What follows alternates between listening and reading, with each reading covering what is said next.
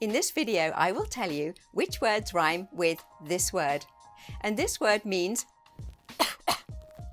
when words rhyme, they sound alike. So for example, rain rhymes with brain. English has words that end O-U-G-H and sound totally unlike each other. And that's why this question's hard. There are two answers that are right. Let's find out which.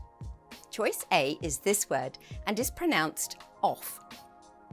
Choice B is this word, which is pronounced plough. Choice C is this word and is pronounced trough. You need to know that the word that means is pronounced cough. Let's now match it with the question choices and see which rhyme. Cough, off. Cough, plough. Cough, trough.